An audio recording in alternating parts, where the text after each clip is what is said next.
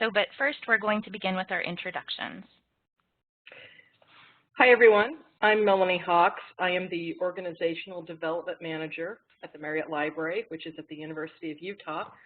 I've been in this role for about the last 8 years, but I've been kicking around in the training and library fields for about 20 years now, including a 5-year stint at the Association of Research Libraries as their program officer for training and leadership development. I'm going to talk to you a little bit later on about 2 programs that I've implemented here in a large research library. And my name is Heather Sostrom, and I work as the Continuing Education Coordinator for the Northeast Florida Library Information Network. Just a little bit of background about NEFLIN. Our office is located in Orange Park, just outside of Jacksonville, Florida, and we're one of 5 multi-type library consortium in the state. We've been around for about 23 years as a regional library cooperative, and our membership draws from a 24-county region in Northeast Florida. We serve more than 550 public, academic, special, and K-12 school libraries, so the people that we work with come from a variety of backgrounds. What we do is provide members access to training and resource sharing, research and development. I'm personally responsible for planning all aspects of NEFLIN's continuing education program, and NEFLIN classes are free of charge for all Florida library staff, not just those from our membership area. Personally, I've been working in libraries for over 20 years. Prior to my work here at NEFLIN, I worked as a branch manager for a small branch in a large public library system. And I've worked as youth services, interlibrary loan, government documents. I've also been a media specialist in a K-5 elementary school and done some variety of frontline staffing positions within academic libraries. I'm also a graduate and current mentor in the Sunshine State Library Leadership Institute, developed by the state of Florida, and I sit on ALA's Learning Roundtable Executive Board. That's enough about me. Why this symposium? So as Geraldine mentioned in session 1, this symposium came together because of a perceived lack of management within the library profession and its prevalence in library organizations. So after an informal survey of Learning Roundtable members, volunteers came together. So what began sort of as a series of conversations quickly turned into an opportunity to share our experiences with supervisory skills development.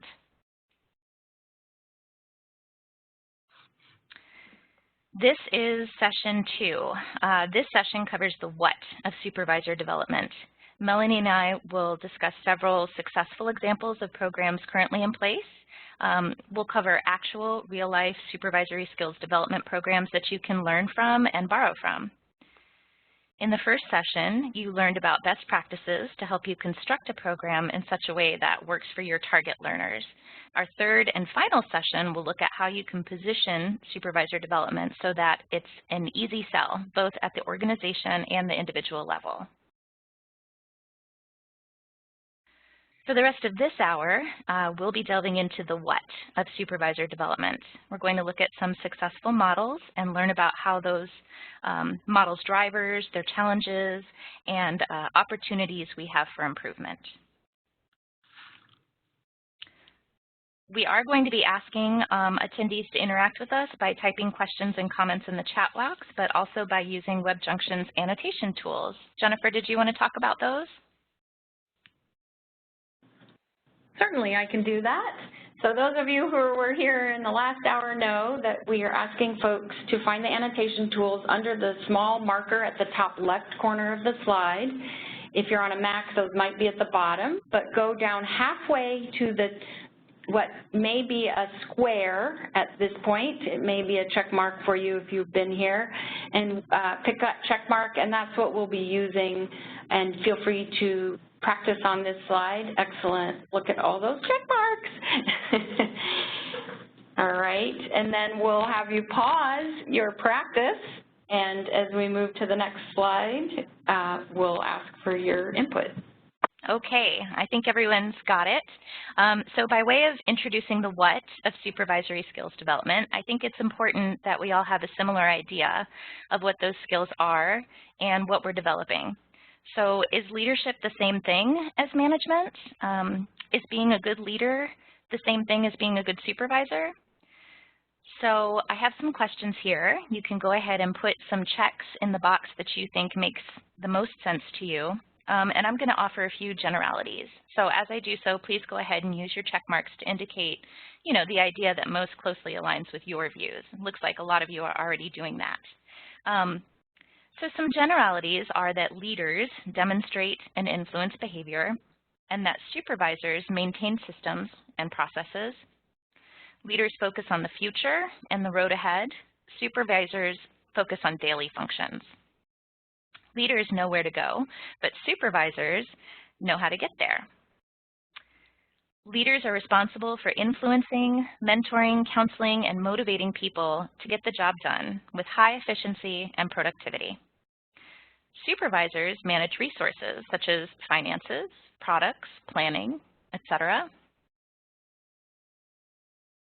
Okay, we can pause. It looks like many of you have given me your opinions. Thank you. Some of you are still offering some ideas.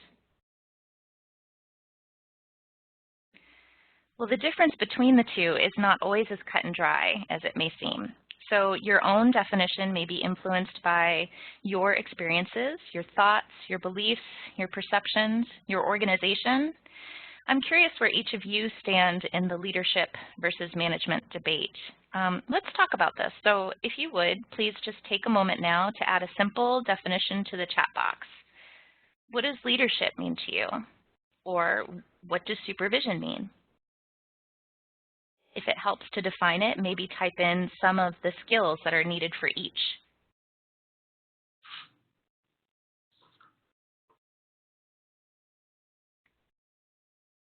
You must all be thinking.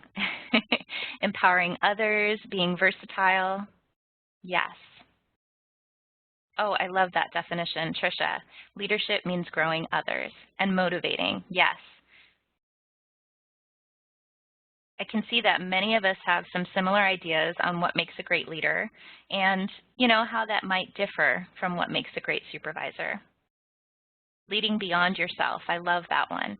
Well, there are a lot of great definitions in here. Excuse me if I missed some of them, but I'm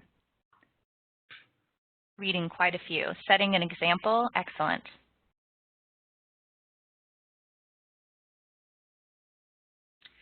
Okay, we're going to shift gears for just a minute and describe to you some examples of successful supervisory skills training models.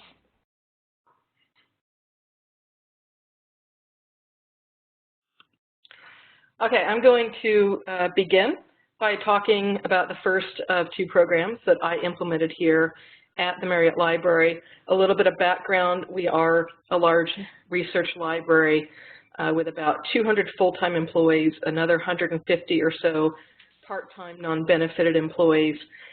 And currently, about 1/3 of our full-time employees actually have some type of supervisory responsibility, and it ranges in everything from, you know, folks who have 10 full-time faculty direct reports to people who might just be supervising one student intern for a semester. So it's a very broad range that we're talking about when we talk about supervisors in our organization.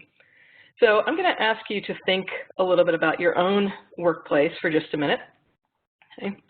And ask you to, in a moment, use those annotation tools that Jennifer described to you, and respond to a question that I've got on our next slide here. I'm going to ask you to place a check mark in the appropriate box in response to this question, okay?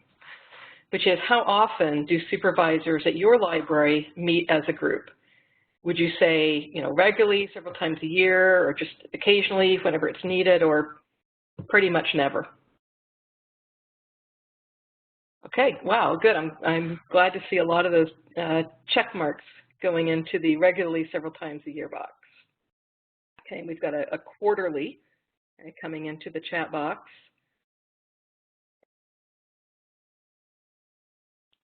Okay, well, it looks like most of you have supervisors who are meeting regularly, or at least several times a year, and that's great to hear.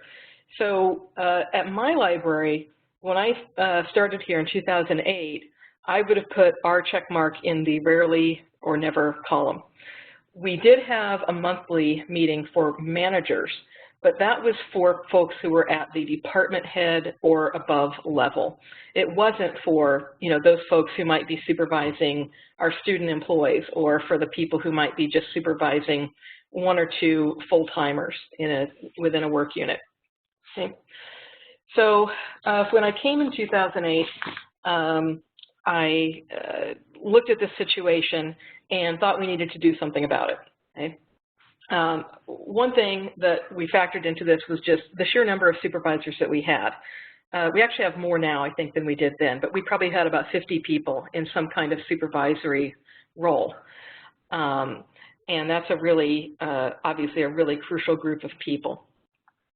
We wanted to start doing things a little bit more consistently. In an organization as large as ours, where we're relying on supervisors every day to be making important decisions and affecting the lives of our employees, we wanted to make sure that employees all had a consistently positive experience, and that we weren't inadvertently setting ourselves up for problems down the road by having supervisors doing things very differently from each other. We also wanted to create a more inclusive and participatory environment as far as decisions went, and as far as people being able to give input into the kinds of things that we, particularly in the human resources department, we're doing that would affect them. I should back up a little bit and say that we actually have an HR department here within the library with 3 people in it. So we wanted to make sure that we had a way for supervisors to give input and feedback about things we were doing. Okay? And then in the first session of the webinar earlier today, there was talk about supervisory development as part of an ongoing conversation. I think that's really what we were trying to do with this program that we called the Supervisors Roundtable, okay, which was provide a venue where we could engage in this ongoing conversation with supervisors to clarify policies, programs, needs, issues, etc. Okay. Okay. So the format for the Supervisors Roundtable, this is as near an approximation as I could get. I couldn't find a great picture of how we set ourselves up. We meet every other month for just an hour, and we sit facing each other. We arrange tables and chairs so that we're kind of around a big, kind of a hollow square there. Okay. And we also created a listserv that we use to send out an agenda for this meeting, but also to communicate with supervisors on an ongoing basis. And actually, that's been one of the biggest benefits. So we created this in, I think, the fall of 2008, and it's been ongoing ever since. Since that time, the management meeting that I talked about earlier has actually dissolved, but this has remained, and I think that's a testament to the power and the benefit of it. Okay. So what do we do at Supervisors Roundtable? Okay. Sometimes it's just giving information. It's an opportunity for us to pass on information about policies at the university that are changing, procedures that might be changing.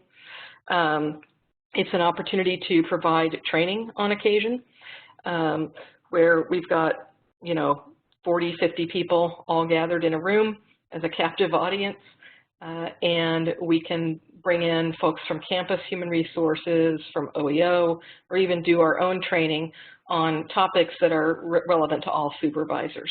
Okay? It's also a great way for us to get input about programs that we want to roll out, about new policies and procedures. As an example, a few years ago, we created telecommuting and flex time policies. And we used the Supervisors Roundtable as our forum for, first of all, discussing what were people's potential concerns about these kinds of policies, what should they look like, what should they not look like. And that was an iterative process of going back to that group with multiple drafts until we got something that I think the majority of people felt would work. Okay? Then we also have tried to get supervisors to talk amongst themselves about best practices, what they're doing as supervisors that works really well, or issues and challenges that they're facing that they want some feedback on. The main outcomes and benefits of having the roundtable has been that, first of all, we have a forum. We have a way to reach supervisors through the listserv when we have an urgent need to get information out to a large body of people. We don't have to call an ad hoc meeting every single time we want to talk about a policy or every single time we want input on something. So we have a really great communication channel that's both face-to-face and over email. And that comes in very handy, again, when we want to get out urgent information across the entire organization. It's been a great benefit to us in HR because you know, a lot of the things that we're doing obviously are going to have a big impact on supervisors and their employees, and this lets us have direct access to that frontline expertise to make sure that we're doing things that take into account the day-to-day reality and the implications for those people. Some things that I get you to think about if you don't have an existing forum like this and are looking at creating one. In an organization of this size, keeping our membership list current is a bigger challenge than it seems like it ought to be. You'd think, well, we're HR, we ought to know who's a supervisor, but it's constantly changing. I mentioned before that we'll have somebody supervising an intern for a semester. We have to remember to add that person and then delete them. So keeping the list current, keeping it accurate has been much harder than I ever anticipated. I had originally envisioned this as something that would be a lot more supervisor-driven than HR-driven, and I think that might have been idealistic in my environment. We haven't had supervisors necessarily step forward and want to take on a role as far as bringing a lot of issues to the group, crafting agendas, et cetera.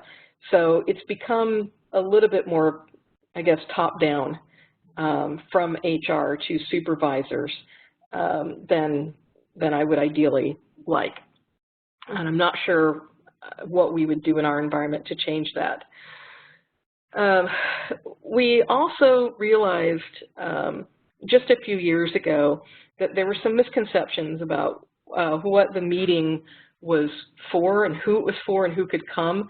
You know, a lot of our meetings in an academic library tend to be somewhat restricted, or they're representational. So you can come to this meeting if you hold this role.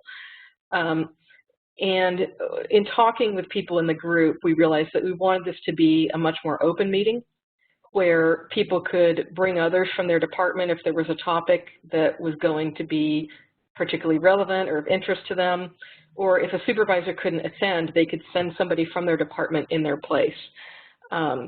And I think that's been a real relief to a lot of people, and I think it's actually increased the attendance.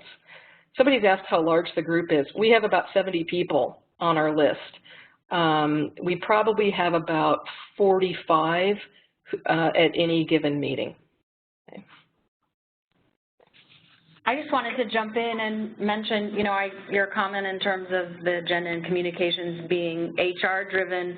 You know, sometimes I think that sort of structure is appreciated, and, you know, in some cases, instead of trying to continue to ask for supervisors to take on some of those roles, sometimes it's because they appreciate that.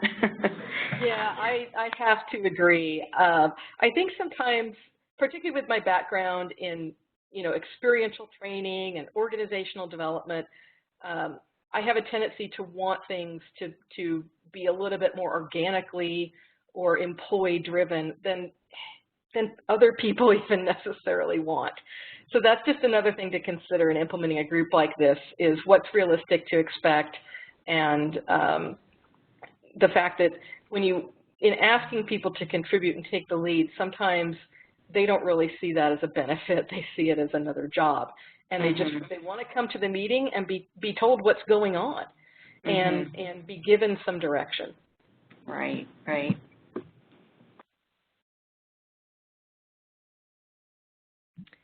Well, the second model we're going to look at is a lot different. I mentioned in my introduction that I was a mentor currently in a leadership institute, but this one is going to look at a management institute. NEFLIN conducts an annual survey for all of our members, and year after year, administration, library management, supervisory skills, those are the topics that consistently rise to the top as issues that our members need to learn more about. Also things like customer service, dealing with difficult situations. Our new supervisors report feeling overwhelmed, having problems establishing community relationships, finding funding sources, managing evolving library services, and leading and managing library employees. So the drivers for the MTI were to increase the performance of employees working in the various member libraries of NEFLIN's network, and also succession planning to ensure that participating supervisors will be prepared for future promotional opportunities. Overall, it was developed to provide new skills and tools that address the gaps in preparing librarians for management roles. So we've all been there, new or maybe not so new on the job, and the expectation is that you already have all of these skills in place, right? If you would, please just take a moment to share with me here in the chat box. So did you benefit from a peer learning environment in your first months or years as a new supervisor? Or, you know, how would peer learning help to cement some of this type of training to develop new skills?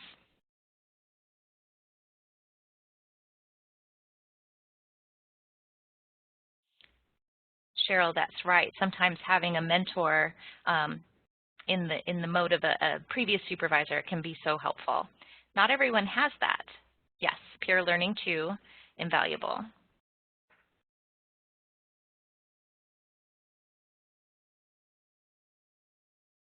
Okay. Yeah, so Lauren says that she was flying solo, and unfortunately that's what has been reported by a number of our members, which is one of the reasons we decided to focus on this Management Training Institute. Oh, good, lots of great information in the chat box. Well, I'm going to talk a little bit about how this works. The MTI was designed, developed, and facilitated by a training consultant. We used Michael R. Clark with input from the NEFLIN staff and member libraries.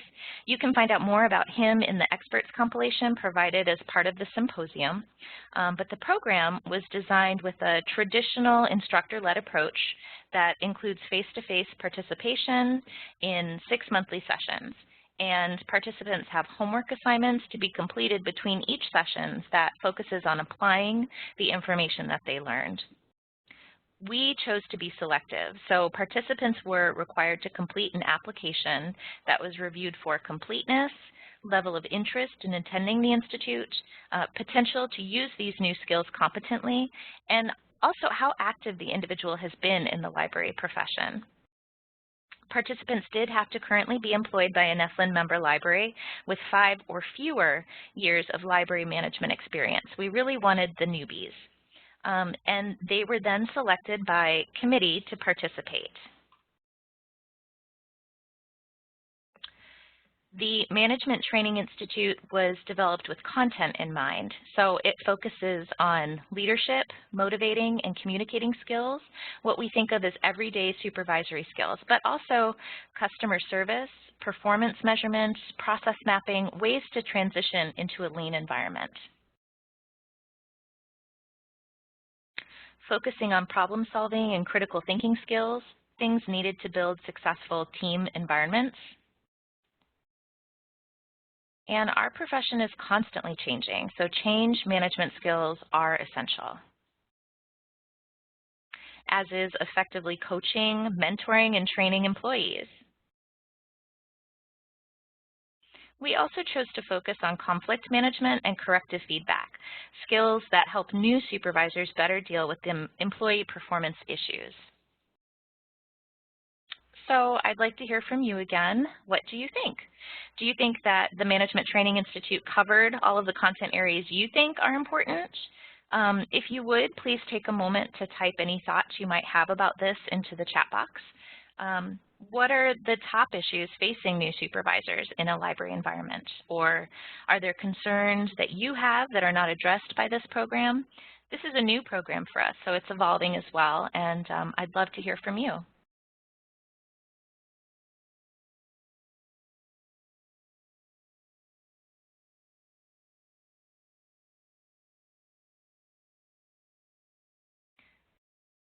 Okay, I see some great information here. Support for personnel issues, absolutely. Personnel management, yes, I see that coming up a couple of times.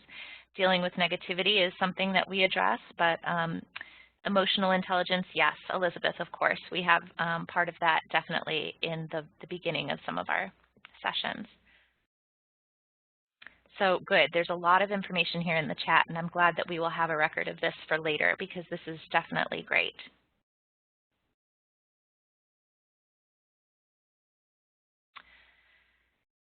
Okay, what about outcomes? So the most important question for any program is, did it do what it was supposed to do? The Management Training Institute is in its first year, and it's still in progress. However, as part of the design phase for the MTI, we decided it would be successful if the supervisory training curriculum reflects the current leadership philosophy of NEFLIN, of NEFLIN's board, and of our member organizations. It would be successful if we could determine a decrease in turnover rate, so something based on the idea that training can be used as a motivational activity for employees. And keeping an eye on a need for succession planning. So if staff are prepared for promotional opportunities in the future, and if behavioral changes occur as a result of the training, we're looking for things like improved performance, productivity, quality operations in libraries, but also more identified innovative practices, increased employee and patron satisfaction, and improved communication practices. Communication is big. Finally, we measure success by how participants apply what they've learned to issues within their organizational cultures. So this means they're resolving real issues as they progress through the program. They're bringing them those real issues to the Institute and working with them in the peer environment. We owe a great deal of gratitude to our consultant and facilitator. However, if we had to do this over again, we might do things a little differently. Instead of offering this institute as a one-time training opportunity, we'd love to be able to make development an ongoing conversation and provide ongoing development opportunities. So the institute is a 6-month program, and after that it's over. But wouldn't it be great if we had some ongoing development incorporated? If we did this again, we might like to explore using a variety of modes to deliver ongoing content. We could use, like Sandra mentioned earlier, self-paced training modules, remote learning, in addition to the multi-session theme training, which might foster a sense of continual growth. And we really would have loved to include a mentor component to this institute. We did have that peer learning. It is essential, but having a trusted point person to go to for advice would offer additional perspectives for participants.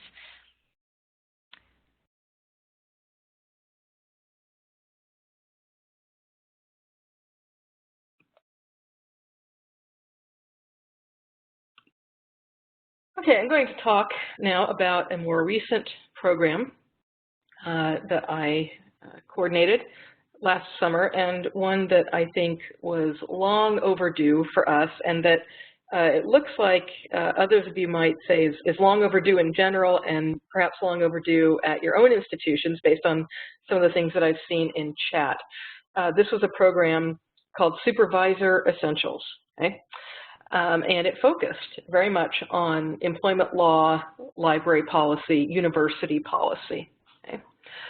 So I'm going to ask you, again, using your annotation tool to respond to a question I've got on the next slide. Okay? If you gave your supervisors a pop quiz on basic employment laws and policies, what do you think the average score would be? So go ahead and use your check mark there. Okay, so it looks like some of you in that 75 and above looks like you've probably done some training, I assume, on these topics. But the majority of our check marks are coming in at 50% and below so far. Okay, a few more in the 75. Good. So, I don't know if it's ever possible or even desirable to try to get all of our supervisors to score 100% on such a quiz, because the law is always changing, policies are shifting, and frankly, the last thing I want is people feeling overconfident about their knowledge about these things.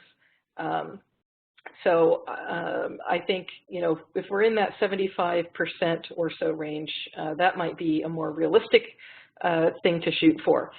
So I wish I could answer this question definitively, and I had an opportunity to be able to do so, and I missed it. And that's one of the things I'm going to talk about as far as the lessons learned from this Supervisor Essentials program, is that we did a program without really assessing it. So it's hard for me to know exactly how effective it was, other than with some kind of anecdotal information. Okay? I do think people would score higher today than they did last summer, okay? But I don't have anything to back that up with. So let me tell you a little bit about the Supervisor Essentials training that we did and what drove it. Okay? Last spring, summer, we had some pretty significant changes in the organization. We had a new strategic plan rolled out. That plan focused quite a bit on employee development, but also on things like diversity and inclusion, which have implications for the way that we supervise and hire. We also had a reorganization over the summer that ended up putting a lot of people into new supervisory roles for the first time. And as a lot of you indicated in your chat comments, we found a lot of people who were now supervising peers, supervising people who were significantly older than them, supervising people significantly younger than them. So this was a pretty big shift.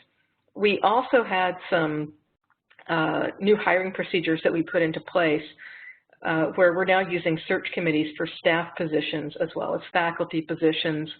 And that really made it imperative that even more people really understood some of the implications of recruitment and hiring from a law and policy standpoint. And then I just felt like there had always been a missing link in the training that I had been doing here at the library. Most of what I've done over the last several years has been focused more on management and leadership. I've done the sort of multi-workshop themed training around things like performance management.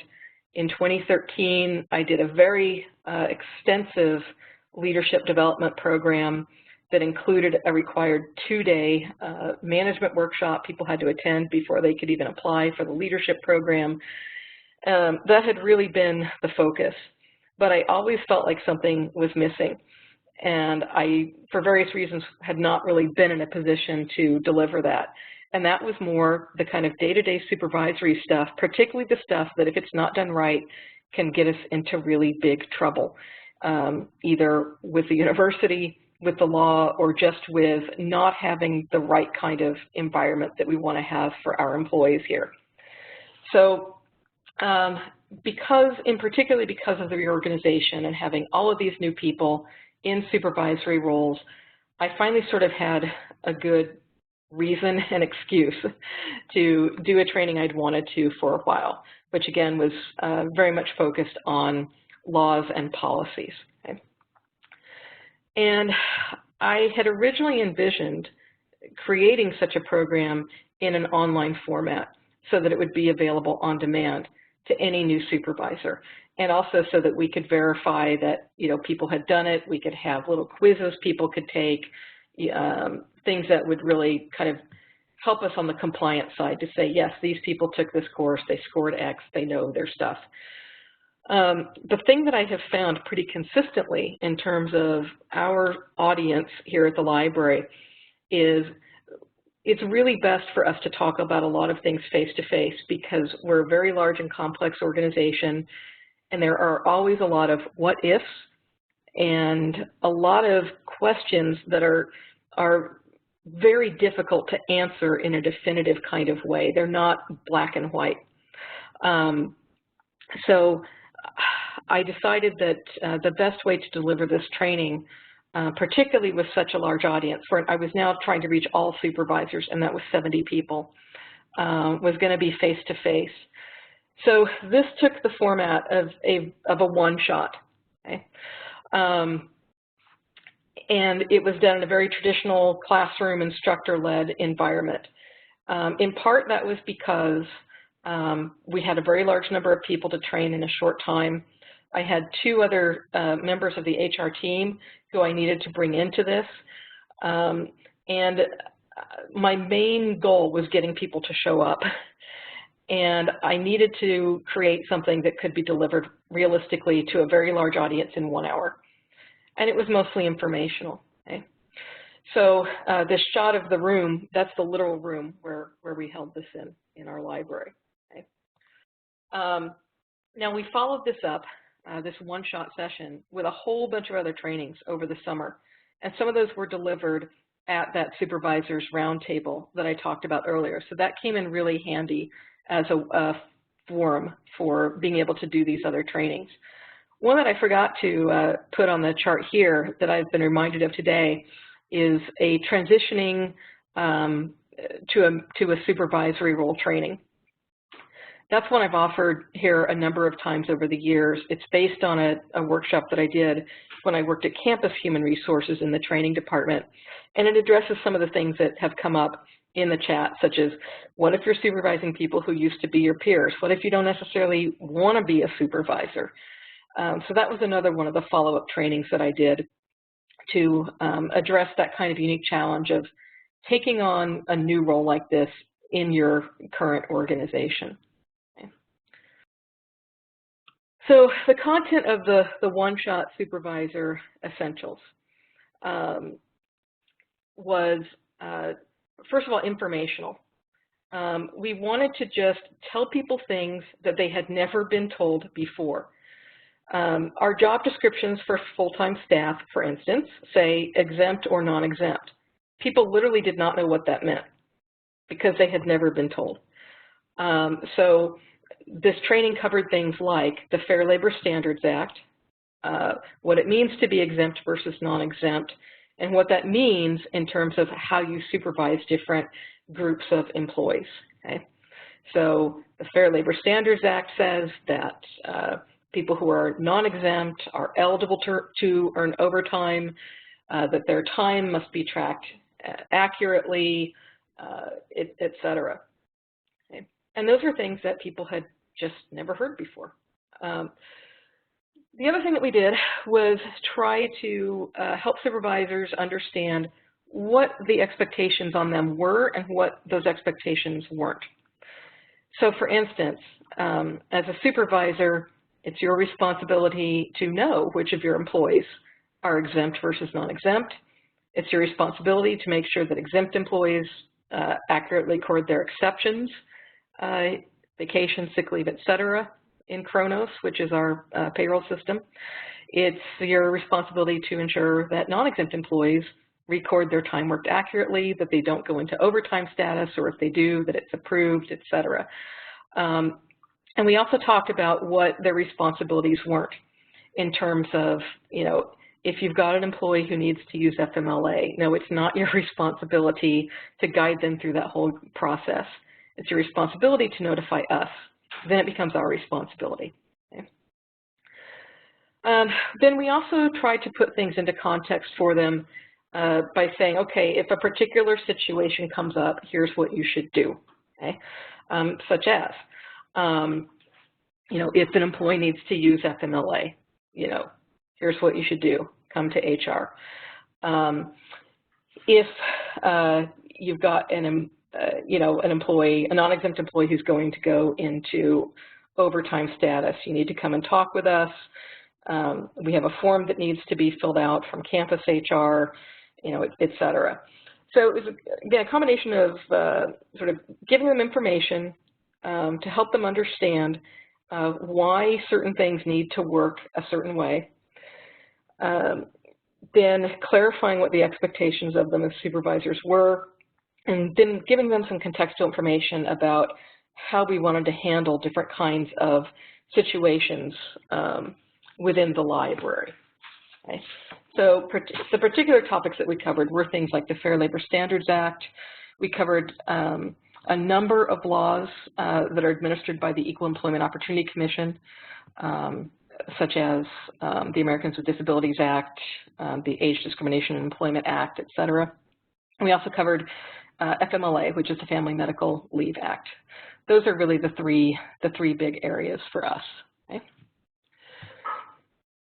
So,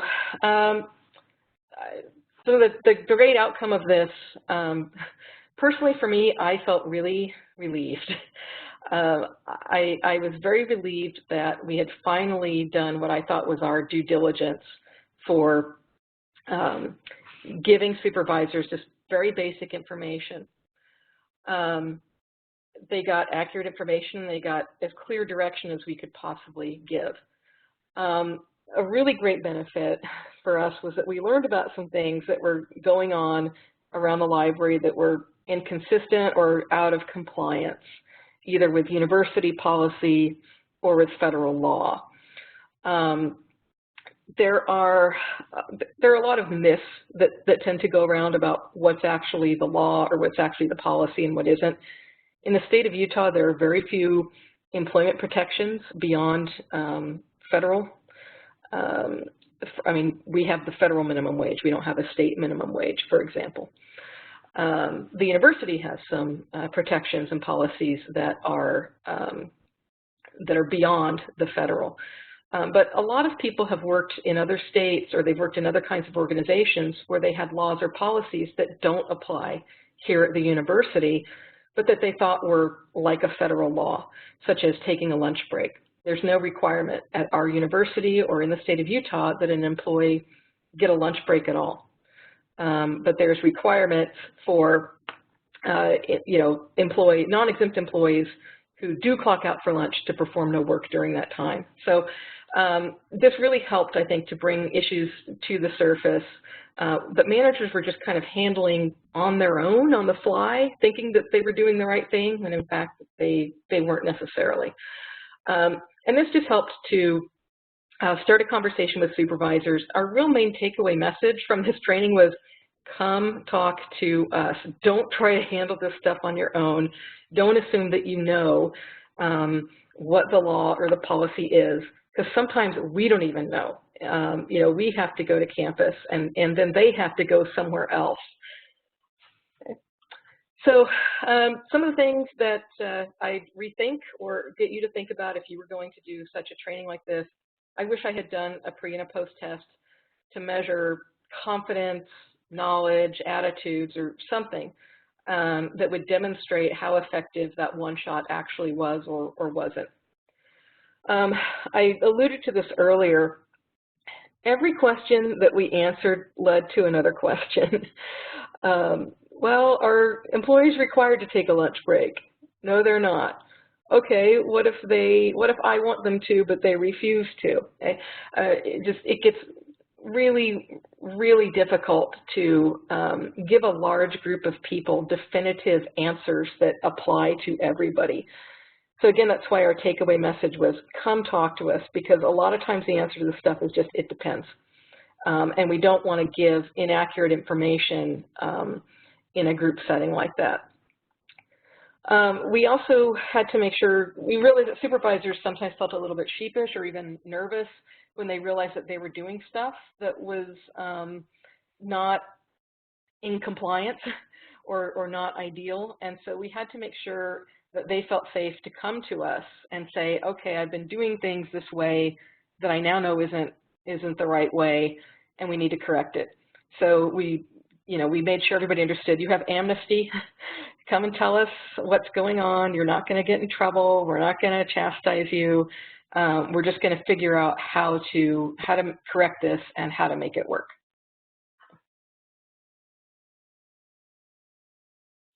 In preparing for this session, I polled a number of experts, practitioners, and consultants for their thoughts and opinions about supervisory skills development programs.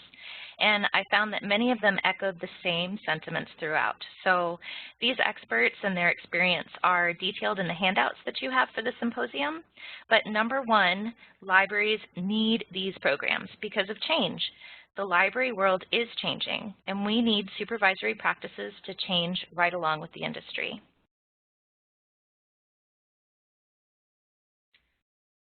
Not only are libraries changing, but the leadership demographic in libraries is also changing. So these programs are needed to offer foundational training to prepare supervisors for success. Libraries need to continually seek to improve, so ongoing professional development and supervisory skills training are essential. And many of our consultants offered some sound advice. Basics such as having organizational commitment and buy-in were noted, as well as simply participating in intensive training and development. This is how to lay the foundation of growth. The impact cannot be overstated. So Christine Krieger, Professional Development Consultant for Colorado State Library Development, was very kind to share some detailed information about the successful supervision workshop the Colorado State Library coordinated last year with facilitator Pat Wagner of Pattern Research. Their format was shorter than those we've presented today, but she agreed that continued growth and ongoing development are what make the benchmarks for success. So we still have some time, but as our presentation comes to an end, we're just going to go over briefly what's been covered. The what of supervisor development, what it is, what it looks like, what it should include, successful examples. You heard about 2 innovative programs that they're doing at the University of Utah, as well as a program we are using here in Northeast Florida. And we also shared input compiled from our experts, consultants, and practitioners. We have quite a bit of time, so with the time we do have remaining, we'd love to answer any questions you might have for us. I know that I saw quite a bit in chat, so maybe we can tackle some of those. Please enter any other questions or comments you'd like us to respond to in the chat box. And I would like to remind you before we do that, that if you are interested in these topics and a follow-up to this symposium, if you want to learn more or become involved yourself, please go ahead and click on the link provided in the chat box there to answer a brief survey. Excellent. Thank you so much to both of you. And yes, please post questions. There was a very meaty question earlier on about questions about more specific topical issues that were covered. I think it was when, Melanie, you were talking about your training. And then this question, I thought this, and I'll say that there were some topical issues shared certainly in chat when Heather was presenting. And I would say if folks are interested in diving deeper into topics, that's something that they could provide the feedback in this interest survey that I posted the link to as well. I think it's interesting to hear some of the variation when we've been hearing from Melanie and Geraldine, especially in terms of the academic environment, how some of those issues might be a little bit different than perhaps public environments. So that is something that perhaps could be sussed out if there were some follow-up opportunities for you all to work together. But I thought this question was really powerful. How do supervisors hold their administrators' feet to the fire on issues of consistency and transparency? So many of you on the call are in those supervisor positions and perhaps want to have the tools to put that consistency and transparency opportunity to administrators. I'd love to hear from both of you on that question. Yeah, that's a big one. Right? Yeah, especially in our organization is very large. And I think one of the things that we tried to do was, again, try to position our HR team as the people that you come to, so that supervisors don't feel like they have to necessarily challenge a higher level administrator on their own. Not to suggest that people run and tattle to us. We always encourage people to talk directly to a person who they have a concern with or whatever, but we try to position ourselves so that we could be a kind of coordinating and communicating body, so that as these kinds of issues surfaced, then we would take it on to kind of answer the question, deal with the issue, and then communicate out to everybody how it needed to be addressed library-wide. I know not everybody has an internal HR department. Yeah, and I think when we saw some of the topics that surfaced that are important to include in this kind of training, you know, communication came up in many different ways. So I think that communication piece could be a focus for the organization, certainly, to learn together, but especially between administration and supervisors.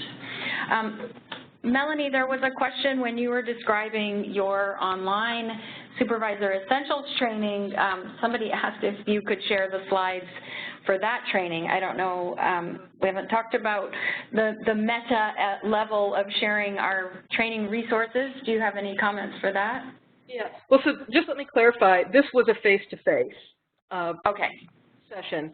It's one that I had originally envisioned as being online, but that I realized wouldn't work for the audience we needed to reach, and just for the fact that, again, any question we answer leads to 1,000 more questions, and you can't deal with that in an online environment. You cannot answer the question of, well, what if X happens?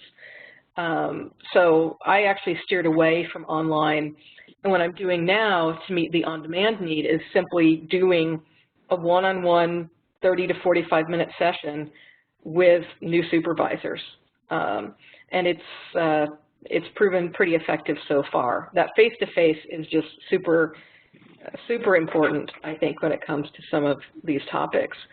I'm not sure about sharing the slides. Some of the stuff that I have is very specific to our institution. Right. I need to talk to the other folks who contributed to those slides to see if I have their permission to release them. Right. I think that's often the case.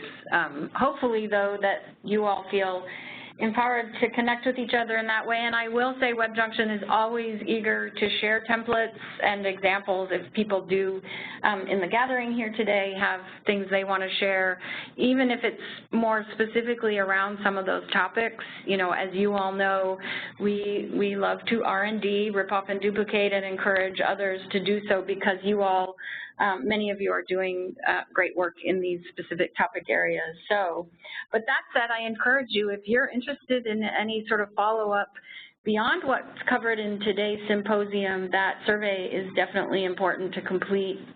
I know Learning Roundtable as well as WebJunction are very committed to exploring the additional learning that's needed in these areas. So there are some excellent resources that are being shared. I love this idea of a session on how to manage up.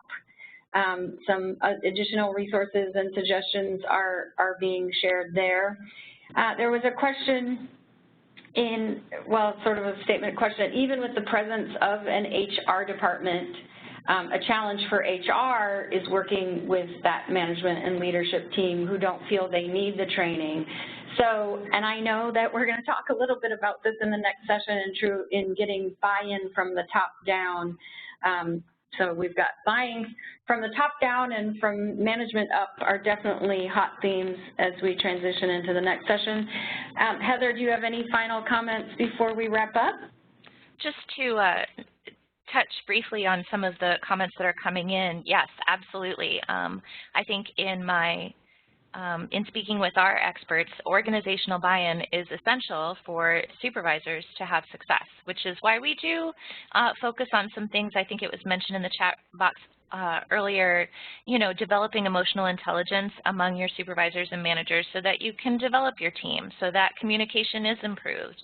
I'm looking forward to the next session because I know that both Sandra and Angela are really going to dive deeply into that. So, Yeah, and if I can just chime in on the buy-in thing, I mean, part of the only way that I was able to do this Supervisor Essentials training was that our dean bought into it. And that was in large part due to that reorganization. I mean, not that she would have resisted it otherwise, but I think it surfaced as a high priority at that moment in time due to the reorganization. And because of that, I was able to say this needs to be required and get back up for that.